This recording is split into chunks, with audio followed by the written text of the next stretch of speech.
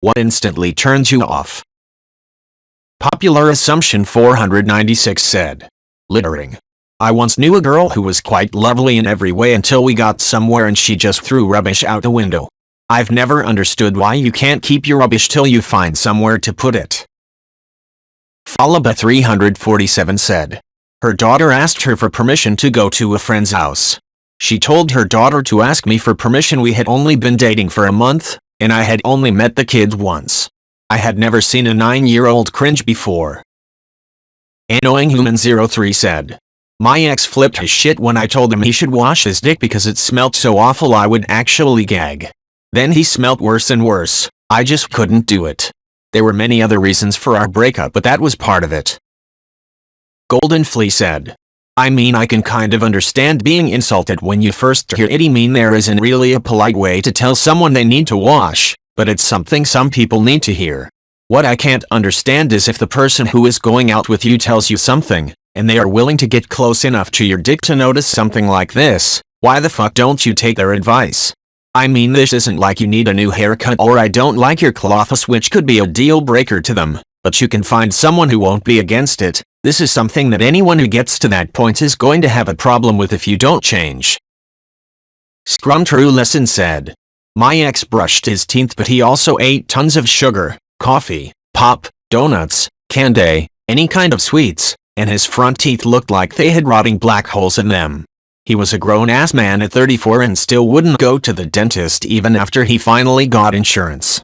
I explained 10x that preventative cleanings are free and to just find out what they suggest and then find out what insurance covers. It literally hurt him to eat. As a result, I don't trust any guy who doesn't smile with teeth in their dating profile. On Levinatix said. I've had men argue that it's actually not ideal to shower daily as it strips your body of its natural oils. Like, dude, you smell horrible, look grimmeroy, don't exfoliate, don't use lotion or sunscreen. That just doesn't apply to you. LOL. If you sincerely cared about your natural skin oils, you'd actually care for your skin. It was just an excuse to not shower and deflect being called out. My BF smells good all the time, is very conscientious about hygiene and fucking uses lotion.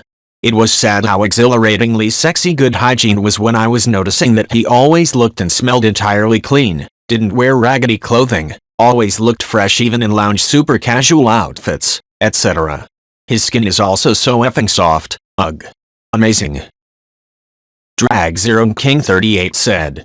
It's crazy the lengths to which some people will take their own victimhood, too. One time, my ex, her son and I were all sitting at the table after dinner. We were doing stuff on laptops while he was doing his homework. He was struggling with something and asked her a pretty basic question. She immediately flew off the handle and launched into a tirade about how he doesn't try to do anything before he bothers her, etc. She literally picked up his binder of homework and threw it at him, and clipped him on the side of the head with it. Naturally, he ran off crying and went to his room. She got up and stormed into her bedroom. Obviously, I went and talked to her kid first in an attempt to A. Make sure he was okay and B. calm him down, which was made more difficult by the fact that he hadn't done anything wrong and there was no reason whatsoever for her to scream at him in the first place, let alone throw a binder at him. Drag Zero King 38 said. Once that was done, I went and tried to talk to her about, what the fuck is the matter with you? I couldn't even get something out of my mouth before she blew up at me and goes. Oh, so I guess everyone in the house is just going to be fucking pissed at me all night. Me, you just threw a binder at your 6-year-old son's face and hit him in the head. You don't see that as a problem. Her, oh okay, I get it, you're the perfect person and I'm just the worst human being on earth. That's fine, you can just be mad at me all night and bitch about me forever. She literally just could not comprehend there would ever be any situation where she could be considered at fault, wrong, or be criticized, no matter how big or small. And she would explode at anyone who attempted to do so. I always think about whether she would have tried that same tactic with the social worker had I called CPS the way I wish I had. Fractal Bumblebees said. Up until recently I was in the final year of my degree and studying ridiculous hours, literally only getting up to pee and make tea. Not healthy, I know.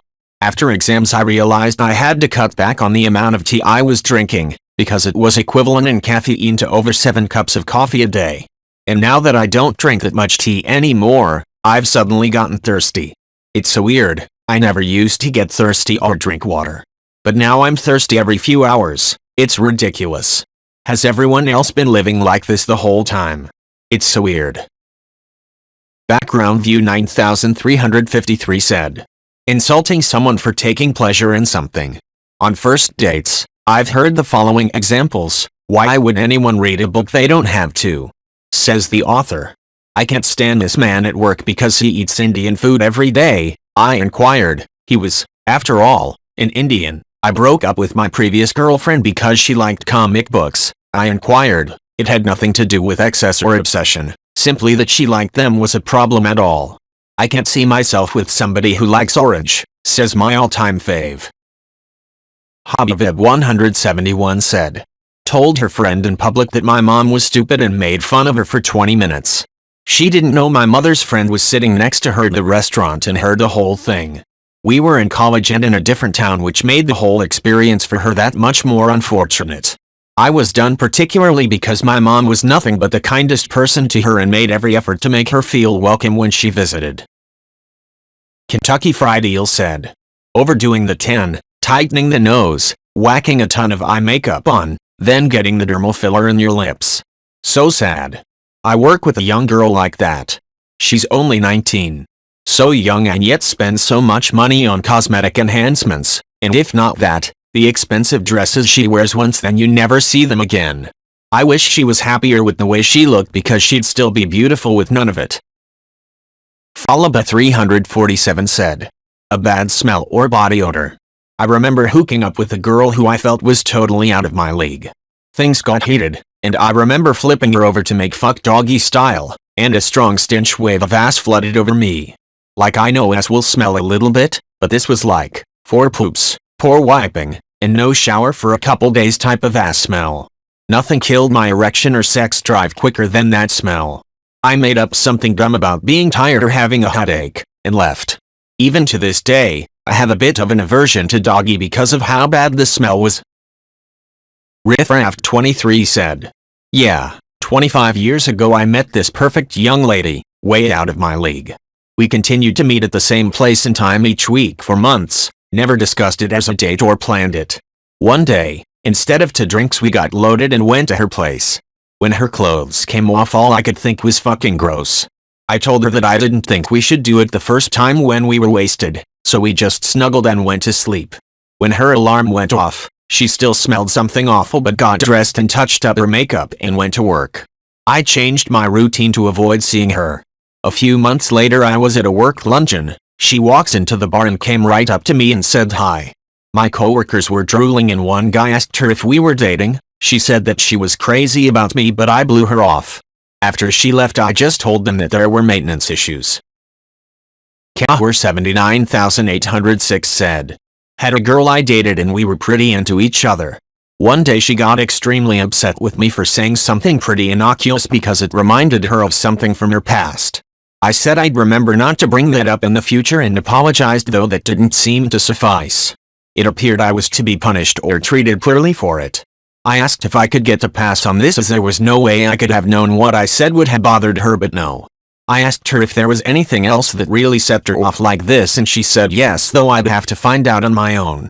I asked if there was anything I could do in the future to avoid upsetting her or causing one of these situations, and again she angrily said no.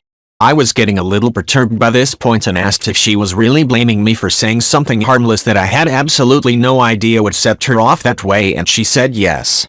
So I tried to reason with her one last time. So you're telling me that there is a minefield out there? That you know where all the mines are but refuse to tell me? And that if I step on one of these and it goes off, it is my fault and I should be punished as a result? Indeed she did. We were supposed to go out for supper, but I told her I wasn't hungry, got in my car and went home. If you're going to create the path and conditions of failure for a relationship, you can trust that I will find the shortcut every time. Ceatic 504 said, instant clinginess. We went out, had a great date and some light fun at her place. She called me the next day while I was out with a friend. I didn't answer. She then called me over and over again until I finally answered. We're talking about 10-15 calls in a row, and when I answered I asked if anything was wrong, since she kept calling. She said no and said she just hates texting and prefers talking on the phone. I had to calmly explain to her I was out with a friend and if I don't answer, I will call you back, but calling me over and over makes me think it's an emergency. We tried one more date, but at that point it was awkward and I was no longer invested. Also had one girl text me over 130 times in one day after one date. It was worse because we worked at the same place, albeit different departments. It surprised me in both cases. I thought they were out of my league. Tuxedo 1172 said, my second date with this one girl was going to a Christmas party of a mutual friend. After we were there for a little while, she started talking to this other guy and they went to some corner where no one else could interrupt them and talked for an hour. When they were done talking, she immediately told me she was leaving and up and bounced. Totally turned me off, so I didn't talk to her again for a while. A month later she reached out and was like, why haven't you called me? I was kind of dumbfounded that she would actually ask. I didn't have anything else going on at the time, so I figured we could try again, but the Christmas party left such a bad taste in my mouth I couldn't even feign interest. Kabasi said, choosing negativity. I am not talking about any mental illness, that's very serious stuff, but about people who intentionally see the worst in people and the world around them. People who get mad at every little thing. I had an ex whose train would be 15 minutes delayed and he'd be like, okay, wow, fucking train company, you ruined my evening. I'll be angry for the rest of the day now, even though he didn't have any obligations. Oh no, you can sit at home and do absolutely nothing 15 minutes later now, what a shame. Badfish 2 said, I don't mind a partner having friends. I have had to ask that he give some thought as to how a coworker was constantly being overly sexual with him. That person was disrespectful to others in general, and as soon as he said he didn't want to joke that way, she started being a complete asshole to him. I didn't mind that she was a girl. I trusted him not to cheat. But I know when dudes keep trying to be flirty after I tell them they are taken, they don't respect me as a friend. Carla Kerfuffle said, my former employer did that. They go out of their way to post on social media about how woke they are. Look at us. Look at how inclusive we are for hiring differently able team members. I am autistic. When I worked for them, I was abused and bullied by my coworkers and supervisors almost every day, and the HR lady even wondered out loud how someone like me managed to get a college degree. Working for them made me so depressed I actually started thinking about suicide. I don't trust anyone or any group who makes being woke their entire personality, because I guarantee you their activism is 100% performative. Mellowzeralicious said, people who just can't live without commenting negatively on other people's appearances, sexualities or IDK, just random things about them. Live and let live. Who gives a FCK if that guy standing at the bus stop has green hair? Does it affect you in any way? No. Mind your own business. You don't have to agree with everything other people do, but you should be able to accept it and not stick your nose in their business instead of making unnecessary and dumb comments. Opossum Jesus Has Risen said, that last part reminds me of a guy I knew. He and I had been flirty for a while when we hung out. One night he got up the guts to go in for a kiss. Okay, cool, until he immediately shoved his entire tongue in my mouth. I disengaged and started laughing. He asked what was funny, and unfortunately in my early 20s I didn't have a ton of social grace or tact, so I was honest. I told him he kissed like a golden retriever that smelled peanut butter in my mouth. It was an accurate description, but not kind. Manifest Savior said, overweight people who have just given up and use body positivity as an excuse. I'm a formerly very heavy guy, heavily skewing downward with exercise and diet. It's hard. It hurts. But to me it's totally worth it. But I'm also in my mid-30s and relatively recently out of a 10-year relationship. So obviously I went back to the well of old friends and crushes. A good amount of women I was into have fallen into the same well. They've had massive, sometimes morbid, shifts in weight gain, are single and act miserable, depressed, mean online. But they claim they accept themselves and are body positive, the same women who refused to date me when I was 30 pounds overweight in college. And some still refuse to date anyone more than 150 pounds despite being nearly 250-300 themselves. I don't really care about them being overweight, but it's the body positivity as an excuse to never change. Body positivity to me is for things you can't help or accepting being different, But it's a massive turnoff that some people I know pick fights on their social media with everyone about how they're morally superior to skinny bitches. Ada, when they were those very same skinny bitches a few years ago and demand to be viewed as better than them. Great Janitor said. About a year ago I was nearing 300 pounds. Now I am 225. I am wearing clothes I haven't worn in 10 years. I had to buy a new belt because I was tired of punching holes in my old belt. My dad has had similar weight loss. He is below 200 pounds for the first time since he was in his 20s. We are both proud of our accomplishments. We get compliments nearly daily. My boss can't stop talking about how much better I look, how much my attitude has improved at work. He's even noticed that my weight loss had resulted in me dating a better class of women. My sister has gained weight. Almost like the combined weight my dad and I have lost somehow landed on her. Keep in mind that I fast for 14 hours a day, 5 days a week, only eat candy when my blood sugar drops dangerously low, cut out refined carbs, no cakes or pie, sugar-free drinks, more water, and I work a job that can be active. I also cut out snacking. If I really am hungry I will eat, but if I am not hungry I will skip meals. On the other hand, my sister eats all day long. From the moment she wakes up she is eating. Between meals she is eating. After dinner she is eating. She works an office job where she is on her ass all day long, comes home to sit on the couch all evening and goes to her room and snacks in bed while watching a movie. Recently, as we all got together, my sister and her kids live with our mom, so that is how I know about her home life. Dad and I were talking about our weight loss and what we are doing. My sister got angry and said, "Do you all know how rude you are being? I have gained weight and all I hear is about you two losing weight. How do you think that makes me feel?" I answered hopefully like putting down that bag of chips and going for a jog.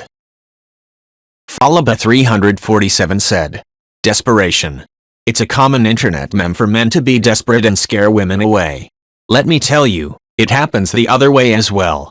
I met a girl online who was pretty, had a good job, kind, generous, and was overall a solid catch. The problem she had was that she was way too desperate to find a partner. I'm not even saying she was the kind of girl who had the relationship mapped out in stages, that is date 8 months, married in 16 months, kids by 24 months. Those girls exist, too. But this girl was just desperate for a partner. She was pursuing the idea of coming home to her partner, cooking him dinner, making him lunch, sitting on the couch in sweats eating popcorn. Basically, she was in love with the idea of being in love. All those things are great goals for a relationship that you can aspire to over time. Not so much something to pursue or dream of on the first or second date. Tilandria said. People who will literally never admit they're in the wrong, no matter what. It's even worse when they're aware of this fact and are willing to tell you that to your face. And I don't mean something like digging in their heels because we disagree on something subjective. I mean people who catch themselves in a logical trap where they're forced to admit that either they were wrong about something or that they were just being an asshole, and so they just refuse to answer at all. Ron's Vape Mod said. Bad hygiene and messaging once a week saying hi sorry busy chat for 5 minutes and you fuck off again for another week. And flaky people. I get it if we set up a day and we both or one of us forgets or is late to commute due to laid off work or commute issue, but fucking don't say June 4th 7 p.m. X pub and you ska. Fuck you, I spent X money on train, bus and taxi to get there, wanker. You have my fucking number, dude, you could call or text me, fuckhead. God, dating is a pain in the arse. Twahilla Spectre said. Straight-faced, intentional, and obvious lies. If you try to convince me you did not just do what I saw or know as a fact and fully believe that is okay, you can get away with it, and no. I will not be around you. Or breaking not following the common courtesy rules because you can't be bothered. That is, not bringing a grocery cart to the stall, not utilizing provided utilities simply because you are lazy, can't be bothered, such as not using a trash can because it's 10 feet away.